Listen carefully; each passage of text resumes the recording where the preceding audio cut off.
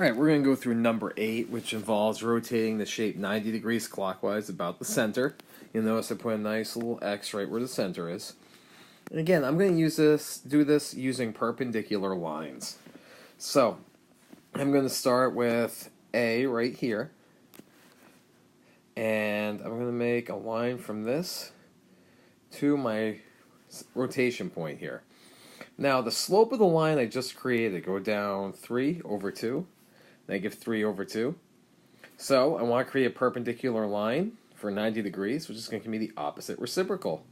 Flip it over, make it positive, 2 over 3. So now what I'm going to do is I'm going to go from my rotation point, I'm going to go up 1, 2, over 1, 2, 3, and got a nice 90 degree angle. That's going to take me to A prime. So I'm going to call that A prime. Now I'm going to delete this because you're going to find that if you keep your lines on here, it's going to get a little muddled. Just because some lines tend to cross quite a bit. So that's why I'm going to be deleting my lines as I go. Now I'm going to be going to B. I'm going to keep these all the same color. So again, from my line rotation to B, I'm going to go up 1, 2, 3 over 1 to get there. 3 over 1. Want the opposite reciprocal? Flip it over. And I'm going to make it negative. Negative 1/3. So I'm going to go from my rotation point. I'm going to go down 1.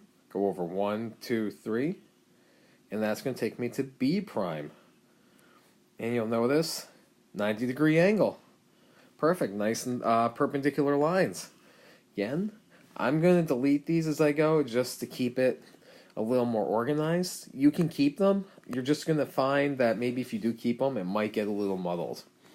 Alright, so I'm going to go from here, which is C. Now this line, nice and easy. 1 over 1. Reciprocal, flip over, make it negative now.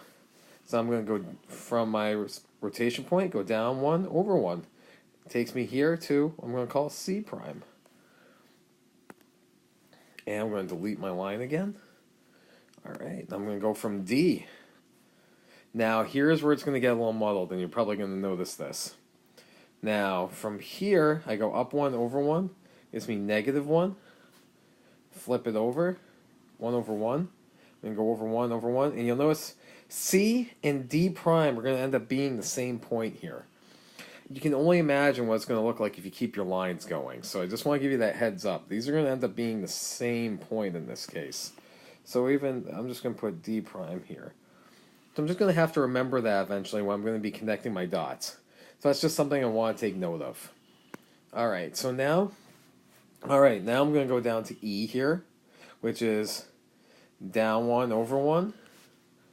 So you'll notice the line I get here would be positive slope 1 over 1. Flip that over. We've already done that. It's going to be negative 1 over 1. So in order to do that, I'm going to go right here. And once again, you'll notice sharing a point again. Kind of warned you that might happen, but that's okay. No big deal. I'm just making my way around. And we got one more point here, and I'll call this F. So now, to get from my rotation point to F, create this line, which is going to give me a positive slope of 1 over 2. Opposite reciprocal, negative 2 over 1. Now again, I want 90 degree clockwise rotation. So if I go down 2 and over 1, this is going to give me clockwise. It's going to be counterclockwise. I'm going to go up 2, but over 1. And that'll take me right here. So it'll be F prime. Points got a little muddled here, as you can see. That can happen sometimes. It's not a big deal. Probably should use a different color, but that's okay. I'm going to connect all my primes now. Prime. Prime. Whoop. That wasn't very good. Let's fix that. I'm going to do it in green. Prime. Prime. Prime. Prime. Prime. There we go. So now I got my figure rotated 90 degrees about that point. This one was a little tricky because, as you can see, these overlapped. What you can do too, I know some people like that algebra method of taking your coordinates, subtracting the rotation point, performing your rule, adding it back in. You can do that. I just think there's a nice way to do it without having to do the math and just kind of using perpendicular lines. So hopefully this helped a bit.